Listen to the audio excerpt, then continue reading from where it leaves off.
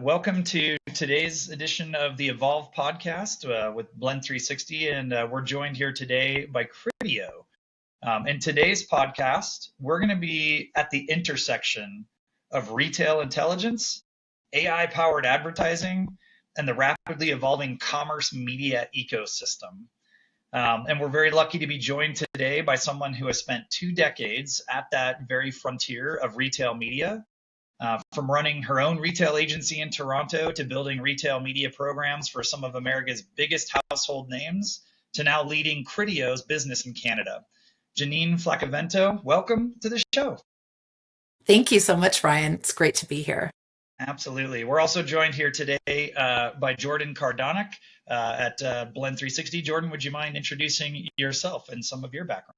Yeah, absolutely. So I'm here representing platforms and measurement, really the intersection of customer experience powered by AI related to the tools and technologies needed to activate, orchestrate, and measure all of that kind of fun stuff. Have spent a number of years working with Janine within the retail media network space, working on some of those same brands, helping them to activate their data, bring identity to their first party data, make that become a kind of war chest of assets to monetize around, and ultimately service advertisers and brands with exceptional experiences and the right data to make the right decisions for their, for their growth and for performance. Wonderful.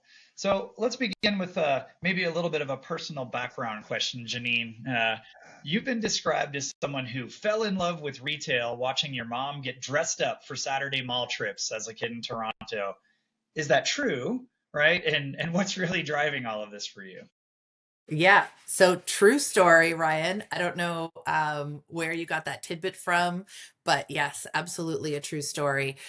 And also to add to that, it is actually where my mother first taught me math. So there was a lot of Janine, the sweater is 25% off. How much is this sweater? So lots that you can learn from hanging out with your mom. But Sounds like a story I need to start working on with my kids. Yeah. Absolutely. Yes. Whatever it is, Pokemon cards, whatever it is, that is definitely a good way to teach them math. But I don't want to turn everything into marketing, but I do really believe that the reason this memory is so strong is because we didn't go to the store, we didn't go downtown to buy something. We went for the experience. It was the experience of dressing up, of going downtown, taking the train, having lunch. And if I got to buy something afterwards, that was a bonus. But it really was that time that I was spending with my mom, but also just that time of being out and being social. And truthfully, I'm still approaching Saturday afternoons in the very same way. It just may depend now if that is an online shop, if it's in the store, if I'm buying online while standing in the store. But the idea is the same, right? Like I love the experience, and I personally want to shop with retailers who get that and who get me and can mimic that back. It's I love that kind of bridged world, right? Because I think in the digital world that we live in right now, it's become so extremely personal from a data perspective, but impersonal from a brand relationship perspective, right? The idea of going to the retail shop and being in the environment is still a highly valuable thing, but we've digitized so much of it. And I think that bridges us into our first topic of conversation today, which is sort of the state of retail intelligence, right? Retail media is a $204 billion industry, and it's projected to continue to grow because the retailers really own so much knowledge about the customer, right?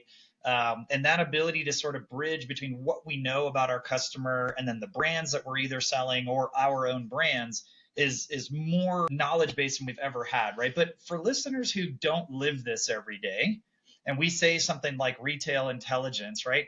What does that actually mean right now? And what's different, right, with say regular digital advertising or kind of more, macro level digital advertising? What makes retail so special? Yeah. So when I think about retail intelligence, the data is the root of where this intelligence is going to come from.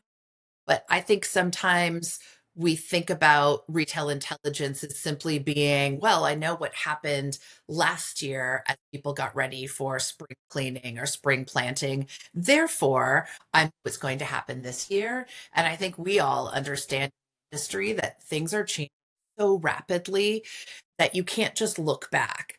And that's one of the things that I love about Criteo and I love about this industry is the ability to actually use the data to predict how shoppers are changing, to predict shopping behavior patterns, to be able to empower brands and retailers to understand how something that may have happened in the past doesn't necessarily mean that that's going to happen again in the future. And I think that's really the difference between the data and the intelligence. And I think that's where, with everything that's going on with AI today and being able to actually more rigorously simulate and actually have persona based conversations with our perceived customer base, or doing a lot of work with synthetic personas and being able to talk with our customer base and understand how they are going to react to new stimulus, how are they going to react to a change in promotion, how are they going to react to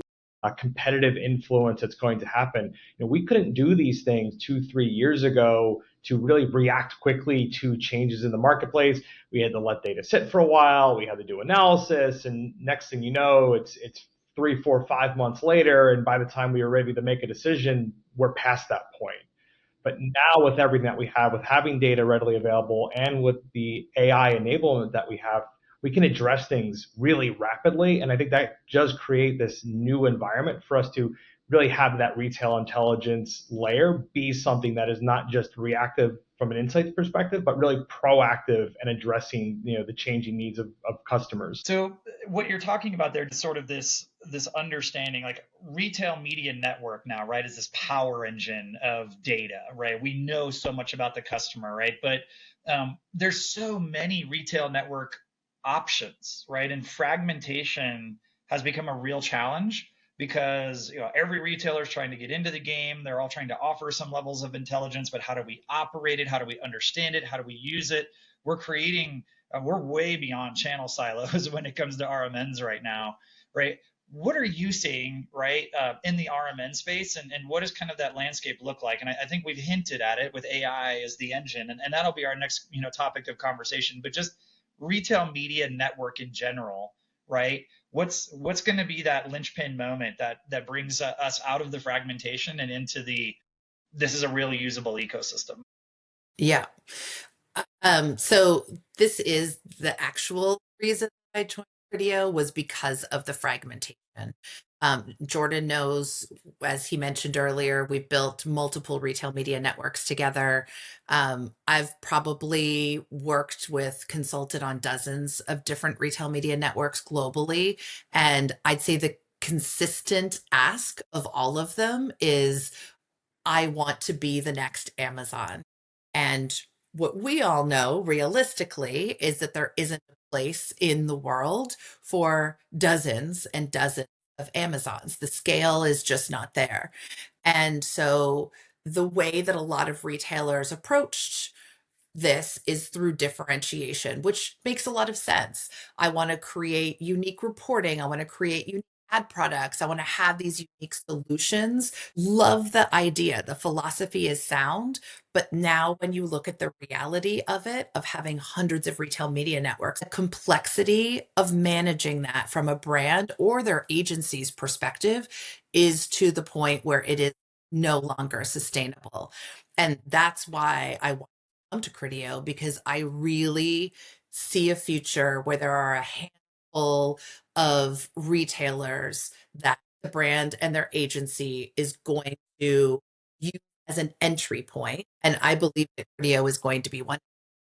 The fact that we represent over 200 retail media networks in the US, but that can all happen through one standardized platform with one optimization, one set of reporting. It just takes so much burden off of the brand. And I can't forget their agencies who are being hired to do all of this work with the same, if not fewer people than they had before. And yet we're asking them to learn dozens, hundreds of platforms. That's not a model that agencies sustain. Yeah. Well, and it seems to me like AI is probably one of these new trigger points that's going to completely reshape advertising performance, advertising operations. At Blend, what we really specialize in is the AI side of this equation, right? How LLMs, can be leveraged to simplify the human data relationship, how agentic workflow can change the operating methodology of getting into there. And Criteo is deep in this, right? Landmark OpenAI partnership announced. And want to hear kind of some of your perspectives. And actually, what I may do is hand this to Jordan quick to talk a little bit about how we see AI as the backbone of audience targeting, how we see it as the backbone for operations, with our clients, really on the side of just operating these businesses. And then maybe Janine, come back to you for how Criteo is going to see that, kind of come to life in the platform. But Jordan, if you may, where are you seeing AI really disrupt here the things that have kept us from scale? Yeah, it's a great question, and really where we're seeing organizations start to bring AI to bear really goes across the entirety of the kind of marketing operations spectrum, right? We think about the speed to campaign briefing and delivery and launch, and how long it takes to simply just have the necessary people in a room talking about, okay, what's the flight date going to be? What's the audience going to be? What's this going to be? What's that going to be? What's the KPI? And really being able to condense something that has historically taken 2, 3, 4, 5, 7, 10 weeks of planning, and to be able to do that in hours. Be able to have a fully packaged brief, understand what the purpose is going to be, what are the metrics that we're really focused on, being able to bring that together rapidly. That typically, again, it's the creative team's input and the analytics team's input and the marketing team's input and the client's team's input. And how do you get all of this really rapidly together? Then from there it becomes that audience component part, right? So I've defined the audience characteristics at a high level.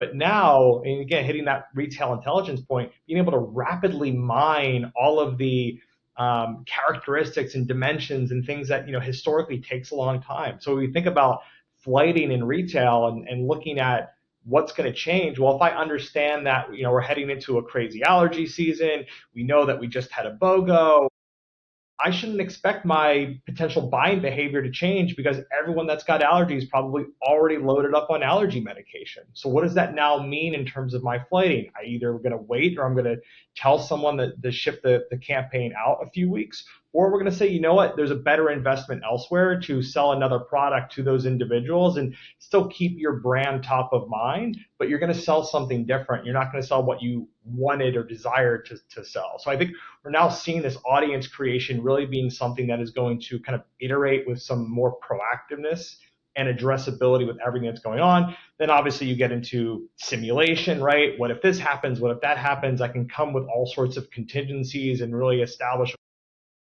what are my things that I'm sure are going to happen, and what are the things that I'm not sure are going to happen, and how do I balance all of that together to say, look, we're going to place a bet here, we're going to place a bet here, but we're not going to care if this other thing happens.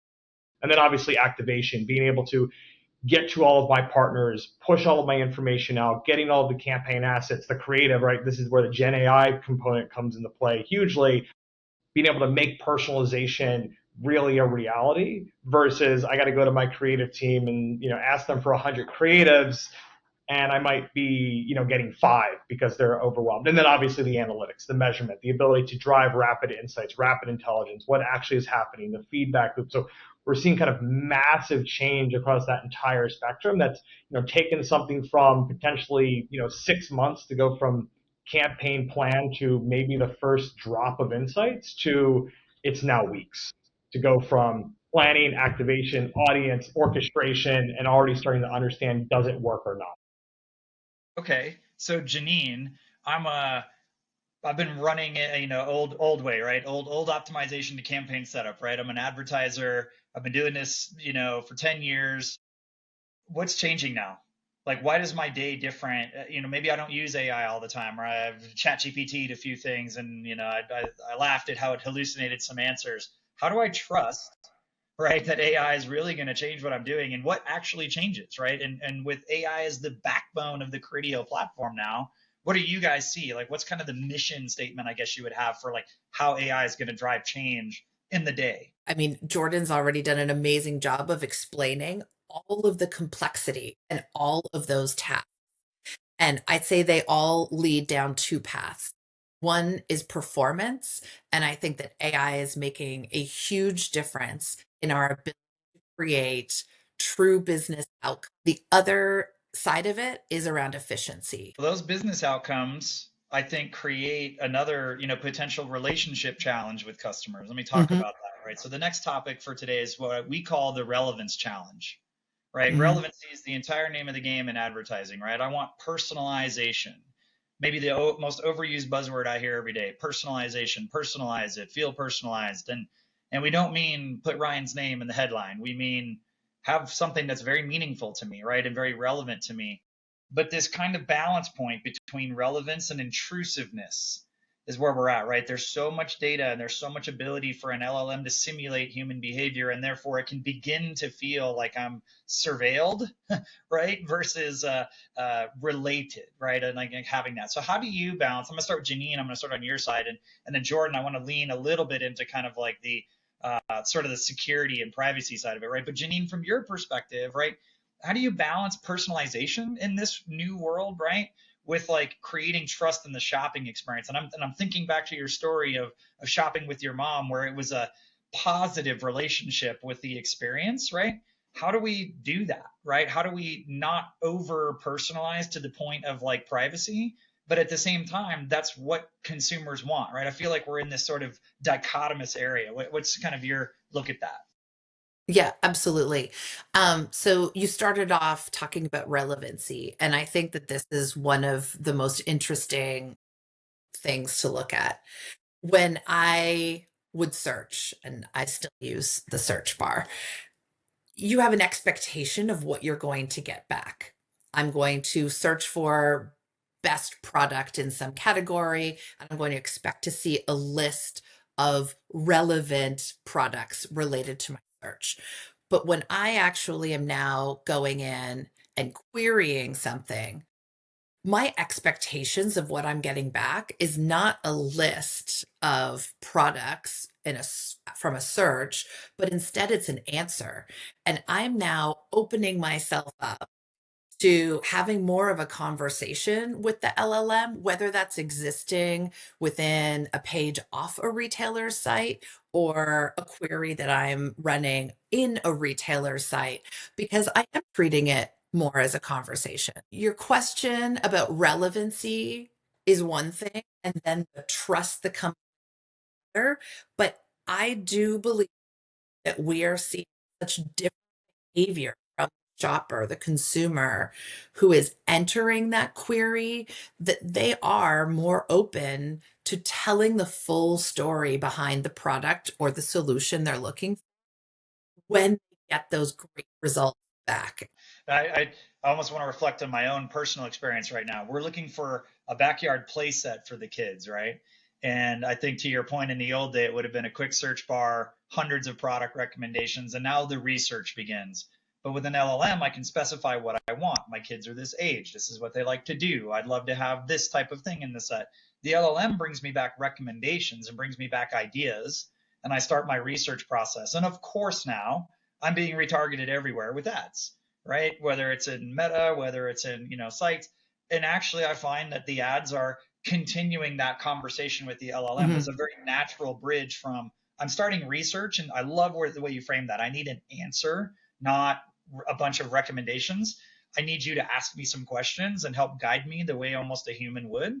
And then, yes, the world of advertising can kick in and start sending me suggestions and ideas. And in fact, I've found some brands that I don't think I would have found, right, without that context coming into play. And I love that kind of positioning.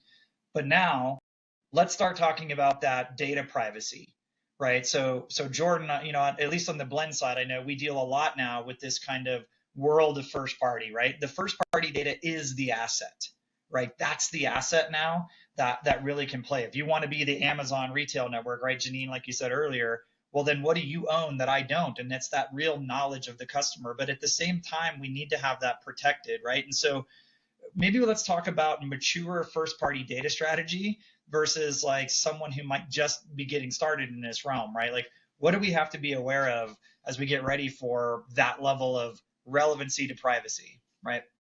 Yeah, and I think it really ties into the conversation piece of it. And if we think about kind of where things started to go wrong over the years and why we had GDPR and why we had CCPA and what Apple's doing is that we kind of lost sight of the value exchange component of all of this. We lost sight of the fact that people were willing to give up some information because they were getting something back in return. And so we had a kind of a state in advertising and marketing where we kind of took advantage of that trust. And that's where it got ugly. But now what we're seeing is these value exchanges are back, and the LLMs are really helping to facilitate that conversation. And so this first party data that is now, coming back into play, not through pixels, not through, some of the legacy kind of technology, if you will, but are through these other means, and now being able to really kind of organize that information appropriately for businesses. And so I know I'm giving you a value exchange because you bought something, and I'm able to keep track of some of that information. I can understand the conversations that you're having. I'm understanding the experience that you're having. I've got the chatbots. I think this is a lot of the reason, partly why between what Walmart and now putting Spark into the interfaces has come into play, because that's going to create a more kind of logical value exchange conversation than just kind of a generic back and forth with an LLM, right? The Sparky is providing that value exchange of, I am Walmart and I know you and you know me and we have a relationship together. It's not this just like random thing that sits in between like Google and historical search and a random landing page on some display experience. Like, we're back to the value exchange, and I know that you're willing to give me that data because I'm giving you something that's tailored for you, because that's the conversation that you're having with me. So I really like the conversation angle in all of this. And then, yeah, for companies, right, don't take advantage of that. Make sure you're housing that data properly, make sure you're maintaining it properly, identity spines, golden records, storage systems and technologies and cloud, like all of the things that we talk about around, modernizing your data tech stack. Like, do all of that stuff, but put that customer kind of core at the center of all of that. Know why you're doing that investment. Know why you're bringing all that together to really enhance that customer experience and putting that customer first centricity really into play, because that's really what your data ecosystem is really in service of, is how do I get these answers back to my customers as quickly as possible when they're conversing with me, whether it's in an LM experience, in my app, on my website, if I'm getting in front of that in a digital channel, whatever that might be. But it's all about getting the trust and then having your data ecosystem being able to really respond back to that in the medium in which someone wants to have that conversation with you. It's all transforming at once at the very same time. And it's all happening because of agentic and agentic commerce. And it really is on us to make sure that the end result of this is an amazing shopping experience. And I think that that is one of those things, Ryan, that answers your question of how we start to build that trust. I think that makes a ton of sense. And what you're really getting at now is what we kind of refer to as the agentic commerce frontier, right? Because as this landscape evolves, right, it's going to go from I'm talking to ChatGPT or I'm talking to the LLM, doing research and discovery, right, a new flow in the funnel, right, to maybe one day I have an agentic, avatar of myself that can actually do some of the shopping for me. Once I've identified what I'm looking for, I can even give it the access to behave there, right? And Criteo, you guys have just launched the agentic commerce recommendation service, right? And that's piloting right now within ChatGPT. But there could be real structural challenges here, right? A retailer blocking AI agents, right? Because they want to protect their own business in certain ways, right? Because we're in that kind of complex environment right now between what becomes normality versus what we want to try to control, right? And I think that honest skepticism of agentic commerce, right? Mismatches the incentives that we feel today in our businesses versus the ones we're going to have to exist with tomorrow, right? So how do you see those tensions resolving, right? Well, like, what makes Criteo's approach to agentic commerce a little bit different here, right, than what we've had before? Mhm. So I think there's two things to answer that. The first one being that as we embark on any partnership with an LLM, with our retailers, at this point, this is about test and learn. This is about learning what is it that the shopper is interested in? What is the level of experience that they want back? How are they going to respond to sponsored results that come back after their query? And learning from that and adjusting and making sure that our brands, the retailers, as well as the LLMs, that all of that results in a great experience. So I think this is going to be a moment of learning. And I think it's going to happen rapidly. We're very excited to see how this all rolls out and what the impact is really going to be in Q4 shopping, because I think that's where we're going to see the biggest amount of adoption. And we want to make sure that whether it's brand, retailer, or LLM, that at the end of the day, as Jordan said, the shopper has the best experience possible. I think to get back to one of the other parts of your question around, where does this sit and is it with the retailer and should the retailer be blocking or be more open? We very much see the retailer as playing a major role in this. That I think what we're seeing with the LLMs and agentic, especially if it's offsite, if it's off of a retailer's.com, I think it's additive to the experience, but we very much see the retailer as being still a core trusted place where shoppers are going. Jordan, you mentioned Walmart. I mean, we're seeing the same thing with Lowe's and the Milo product, especially in retailers and products that have a high consideration set where there's a depth of information that must be understood to make the right buying choice. Having that live within the retailer's environment, I think is a really important aspect. And then being able to offer the advice, the recommendations, but also provide some of those sponsored results back of, and we think this product is a great way to answer that need that you brought. I actually think that that's a great partnership and one that that shoppers are going to embrace.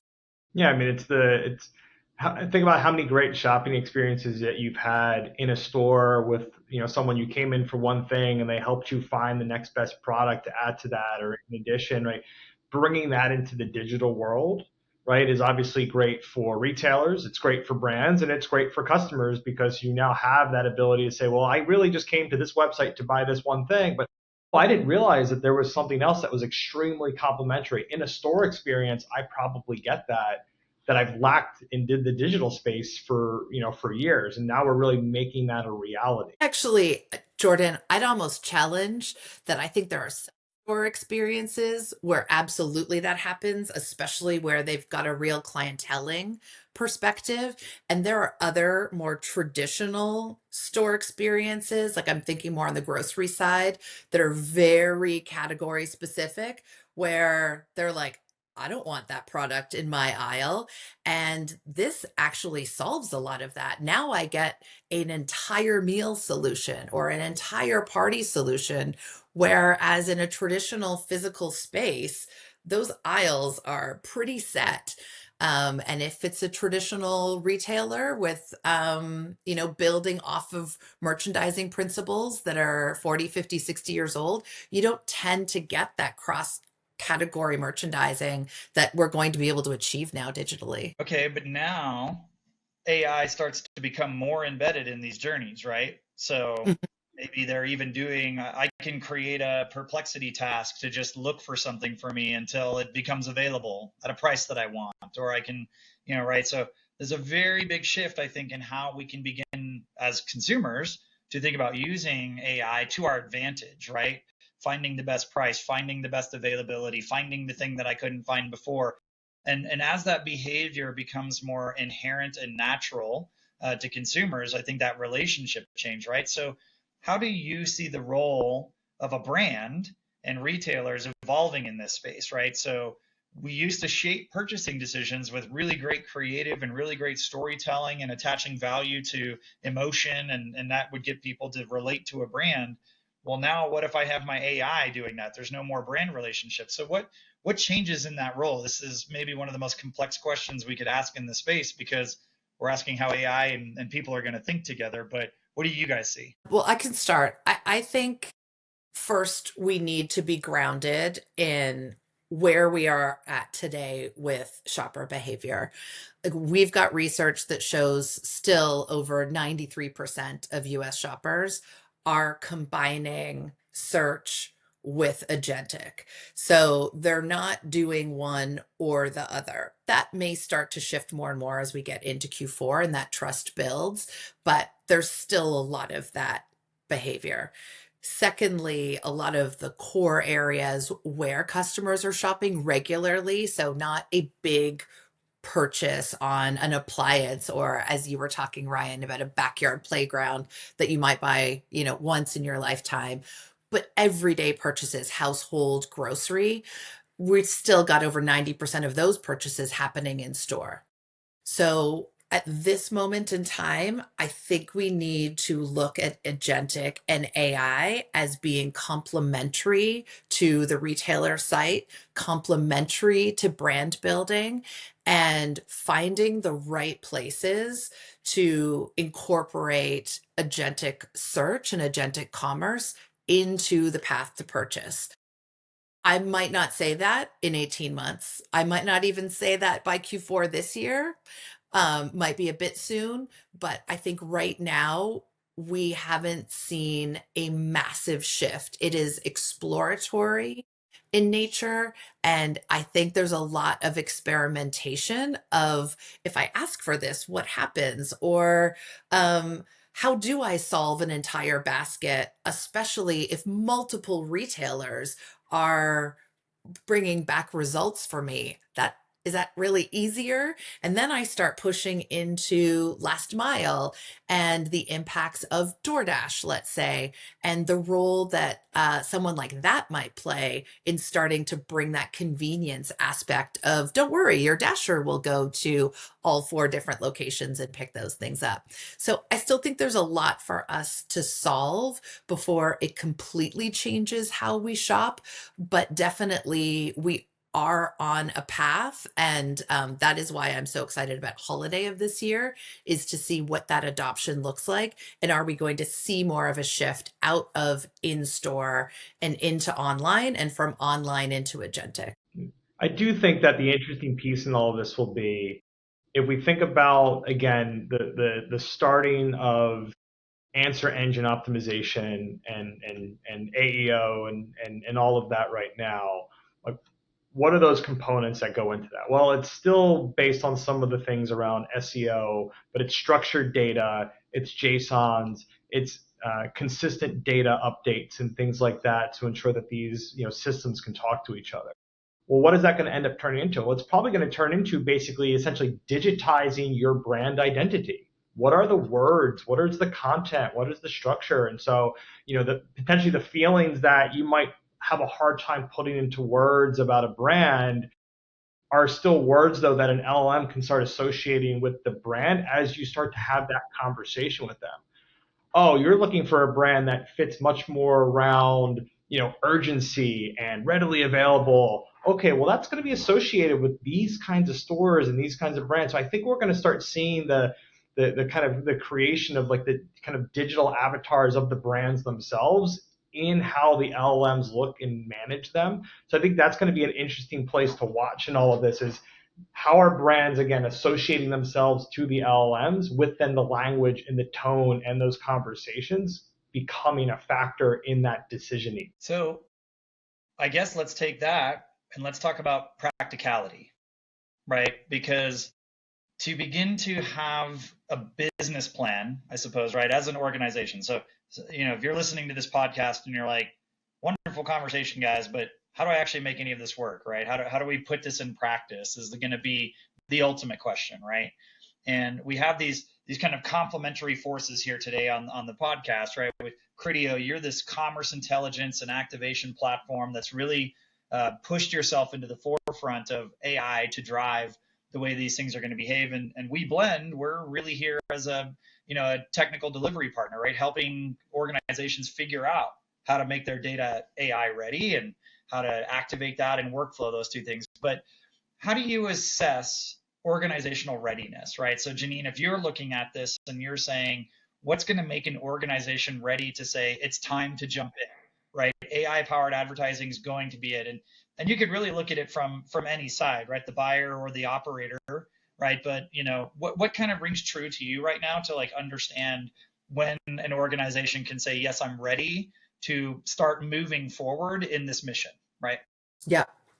Yeah. I think there are three core things. And I know the first you will absolutely agree with, but it is around high quality first party data. You need to have that strong data foundation in order to build any of this. And I think you've got to understand the shopper. You've also got to understand all of the commerce signals and what is it that they're buying? When are they buying? What are those moments that are inspiring them to purchase? So the quality of the data is the most important piece. And that I would say that is true of brand or retailer. The second aspect is a cross-channel approach to activation. You can't just look at this as one silo on its own. The same way I wouldn't just look at in-store as a silo on its own. We all are shopping with our phones in our hands. So we are receiving digital messages while standing in the store. Don't confuse your shopper. Use again your commerce data and all those signals in order to be able to connect those channels. And then the final piece is always the creative. And I feel like we leave that to the end a lot of the times. But it is the message that is going to inspire us to act. And I would agree in an agentic world, it's not necessarily brand creative, but I love what Jordan was just saying about like, how does the brand really embody or come across in the answers that are being given? You need to still have that connection with the brand, whether that is in writing, in a response to a query, or if it's more traditional advertising that we're seeing online or in store. So I think those three aspects of data, thinking, omnichannel, and creative are the core foundations that I would measure any brand or retailer against. So Jordan, with that, paint a picture for us then, say for our listeners, right? Like how do organizations like us, like Blend and Criteo, partner together to help our clients to put this in practice, right? What does that look like at a real practical level? Yeah, I mean, I think it's really against those three things that Janine was talking about. So, we can help organizations ensure that their data is available to the platforms, is available for the measurement, the reporting, the activation, the orchestration, that these systems can read the information, react to the information, provide that exceptional customer experience. And so, in my eyes, it's a matter of making sure that we are understanding like where's the first party data, what's the quality of that first party data, is that first party data available to the systems of note that really require it, and then making sure that again it's empowering the decision making, it's empowering that multi-channel, it's empowering the creative development. And then sure, there are all of the agent developments that can happen to Janine's earlier point, drive more efficiency in some of the operational tasks along the way. Like how do we condense something that was 6 weeks to an hour, so on and so forth. But, really it's all around how do we maximize the utility of that first party data and making it again available to a system like a Criteo to ensure that it is driving that exceptional orchestrated customer value at the center conversation. Yeah, I also think of the landscape of then how are we going to operate too, right? At some point, we need to make it easier to just start with a business problem. I need to advertise this toothpaste. Click. 30 seconds later, the brief, the outline, the audience strategy, everything is kind of in my hands. And now I, as a marketer, can do what I need to do versus chase for 2 weeks just to get an answer to something, right? So I love this idea of like we can workflow this in a very different way. So Janine, before we let you go today, what's the one thing you want every marketer listening today to just walk away with? If there's any headline that they need to pull from this, what do you want them to hear? Yeah, absolutely. I think it is put your shopper at the center of the experience. If you do that, you can never go wrong. We are all here in service of the shopper at the end of the day. Retailers, brands, they need to understand what the consumer is looking for. And as we think about AI and technology innovation, you really do need to meet your customer where they are. I think this innovation is actually perhaps going the other way. I think our shoppers and customers are pushing brands and retailers to act faster. I think the adoption is happening far faster than a lot of retailers had even imagined it would. So that's kind of a cool place to be at where we can innovate together. But I do believe that the winners in all of this are going to be those who can pair that trusted relationship that they've developed over the years, over decades with their customers, with really strong products or services, but also with that customer intelligence. You've got to understand who they are and use all this data just to make that experience even better. So, to our listeners, if today's conversation is sparking something that you're thinking about or problems that you've been trying to solve, we'd both love to hear from you, right? So, reach out to the teams at Blend or Criteo. There's going to be links in the show notes for how to get to us. And if you want to dig deeper into any of these themes, right, are you ready? Is your organization ready? You're already in retail media and you understand you've got some challenges or some blockers, or you're on the other side and you need to get more deeply ingrained in a first party environment. We're here for you, and we can help. And Janine, thank you so much for your time. Right, I think when Thanks. our clients and your clients see this, that this is also a team game, right? This is a network, it's a community, it's a lot of us that have to come together to really engage this new era, right? And I think genuinely, I think we can see today how these relationships and these conversations are going to help our clients evolve. So just want to thank you so much for your time today. Great conversation. Yeah. Thank you so much for inviting us. I really appreciate it.